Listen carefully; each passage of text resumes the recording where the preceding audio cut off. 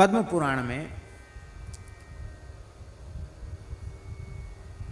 महर्षि वशिष्ठ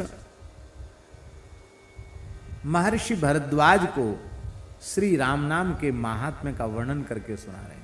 बड़े प्यारे श्लोक हैं महाराज जी पद्म पुराण के। वशिष्ठ जी कह रहे हैं, हे महामुनि भरद्वाज जी, जीव जगत को अभयदान देने वाले, स्वच्छ गुणातीत अविनाशी, सकल विकारों से शून्य निर्विकार, अमृत स्वरूप, प्रकट परम गुप्त, शौशील्य आदि गुणों के समुद्र, आगम अगम और अगाध जो पतित पावन श्री राम नाम महाराज हैं, उनका निरादर करके जो अन्य किसी साधन का आश्रय लेते हैं, हे भरद्वाज, हत भाग्य मंद भाग्य अभागा, हम उस जीव को ही मानते हैं। ये कौन कह रहे हैं? ये वशिष्ठ जी कह रहे हैं। ये तो हमने उन श्लोकों का भाव कहा। अब श्लोक सुन लीजिए। अहो महामुने लोके राम नामा भयप्रदम निर्मलम निर्गुणम नित्यम निर्विकारम सुधास्पदम प्रत्यक्षम परमम गुह्यम शौशिल्यादि गुणार्णवम त्यक्ता मंदात्मका जीवा नाना मार्गानुयायिनः। इसलिए यत्र तत्र स्थितो वापि संस्मरेन्नाम मुक्तिदम सर्व पाप विशुद्धात्मा सगच्छेत परमांगतिम। भगवान वशिष्ठ कह रहे हैं, हे भरद्वाज, शुद्ध हो अशुद्ध हो, कहीं हो कोई स्थान हो, कहीं भी बैठ करके जो श्रद्धा पूर्वक राम नाम का स्मरण करता है, वो सारे पाप तापों से विनिर्मुक्त हो करके भगवान श्री राम के परम धाम को प्राप्त करता है। इसमें कोई संशय नहीं है। कितने महात्मा ऐसे शमशान में बैठ के राम राम जपते हैं। हाँ, एक कन्हैया जी करके एक संत थे, वो कराची शहर, उस समय भारत का विभाजन नहीं था, कराची शहर का श्मशान था बड़ा भारी। उसमें एक भक्त थे ठाकर सिंह भाई, उनको साथ लेकर जाते। वो उनसे आयु में थोड़े बड़े थे और दोनों लोग रात को वहीं बैठ के भजन करते थे। एक बार उन्होंने कहा, श्मशान में क्यों भजन करते हो? बोले, देखो इस श्मशान में नींद किसी को नहीं आएगी डर के मारे, और यहाँ मुर्दा जल रहे हैं, लोग रो रहे हैं, गा रहे हैं, तो लोगों को वैराग्य भी बना रहता, तो वैराग्य भी रहेगा और भय के मारे नींद नहीं आएगी। इसलिए बोले राम राम यहाँ बैठ के जपते हैं। उन्होंने कहा, आप अकेले आ जाए करो, हमको संग में क्यों लाते हो? तो बोले, देखो धूना में एक लक्कड़ चैतन्य नहीं रहता, लक्कड़ के सारे लक्कड़ रहता है तो चैतन्य रहता है। इसलिए तुम साथ में रहते हो तो मन लगा रहता भजन में, लो लगी रहती नाम की।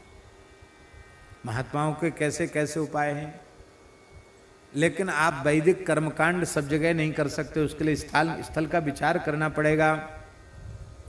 मोहानलोल्लसज्ज्वाला ज्वलल्लोकेषु सर्वदा श्रीनामाम्भोदच्छायायां प्रविष्टो नैव दह्यते। कितनी बढ़िया बात वशिष्ठ जी कह रहे हैं। कहते, मोहरूपी अग्नि में सारा संसार जल रहा है, जो राम नाम रूपी मेघ की छाया में आ जाता है वो शीतल हो जाता है, मोह की अग्नि में नहीं जलता है। राम नाम ही शीतलता देने वाला है। राम नाम जपा देव राम रूपस्य साम्यताम याति शीघ्रम न संदेहो सत्यम सत्यम बचो मम। वशिष्ठ जी कह रहे हैं, हे भरद्वाज जी, प्रेम पूर्वक आसक्ति पूर्वक तन्मय होकर के जो राम नाम का जप करता है वो राम जी के ही समान हो जाता है, इसमें संशय नहीं है, नहीं है, नहीं। महाराज, राजस्थान में महात्माओं ने, राम स्नेही परंपरा के संतों ने केवल और केवल राम नाम जप के वो काम किए जो काम ईश्वर के अतिरिक्त कोई दूसरा नहीं कर सकता, और राम नाम के द्वारा वो सब काम किए। हम लोग खेड़ापा गए थे, कैसी कैसी बातें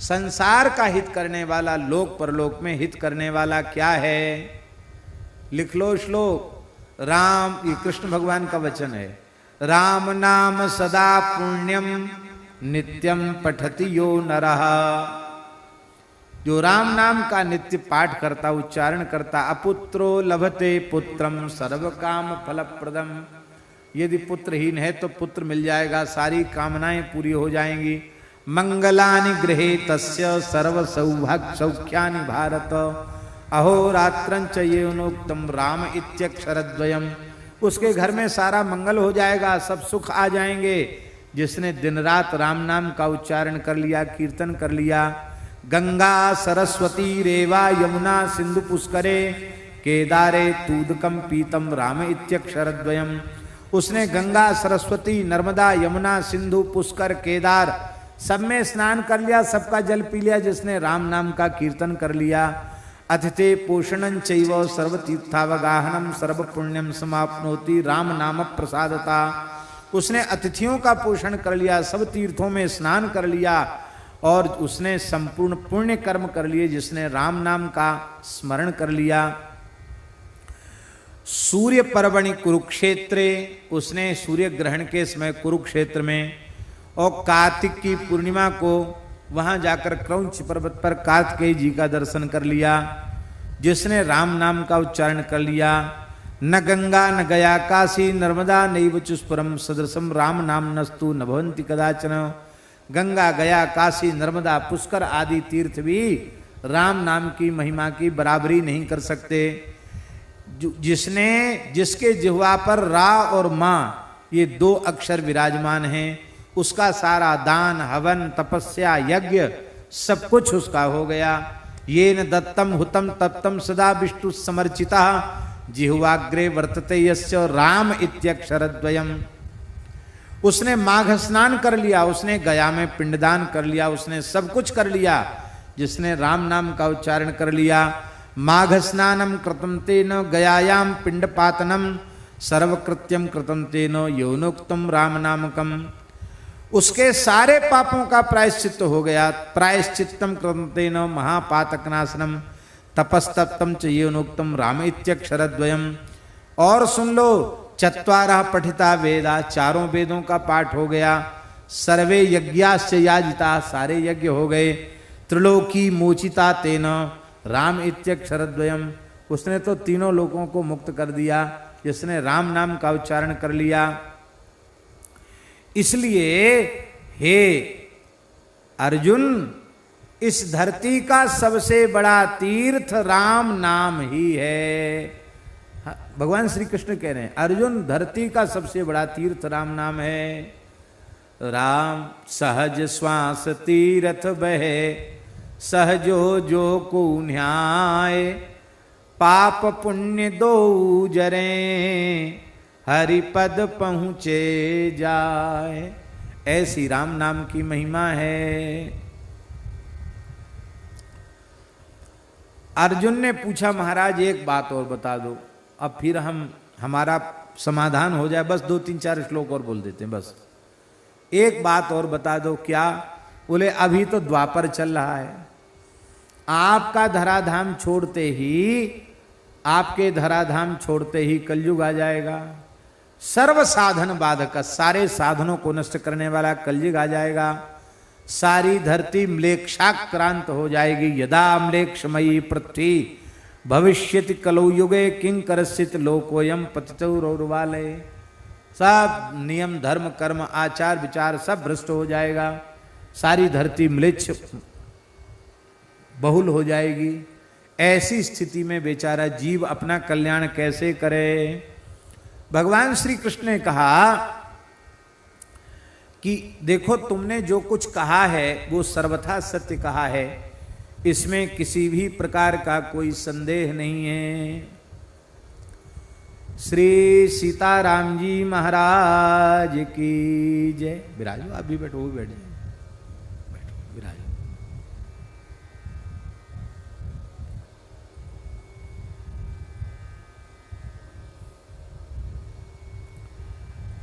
आज हम 2-3 दिन से याद भी कर रहे थे मदन मोहन दास जी को। हम कि इनका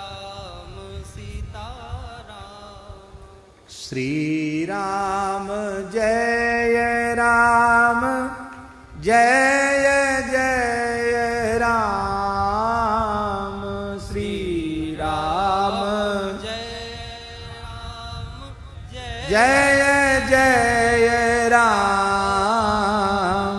श्री राम जय राम जय जय राम श्री राम जय राम जय जय राम।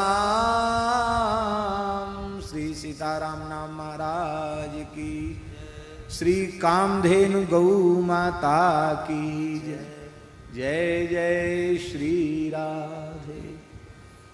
आज पूज्य स्वामी श्री नवल राम जी महाराज अपने परिकर सहित पधारे हैं और अब भादों की पूर्णिमा तक विराजेंगे, तो इनके मंगल में दर्शन का सौभाग्य मिलेगा। और सवेरे नित्य प्रार्थना होगी 5 बजे। परम श्रद्धेय स्वामी श्री राम सुखदास जी महाराज ने जो आरंभ किया, सवेरे 5 बजे गीता जी का पाठ प्रार्थना होगी और नित्य स्वामी जी की कैसेट सत्संग भी सुनने को मिलेगा।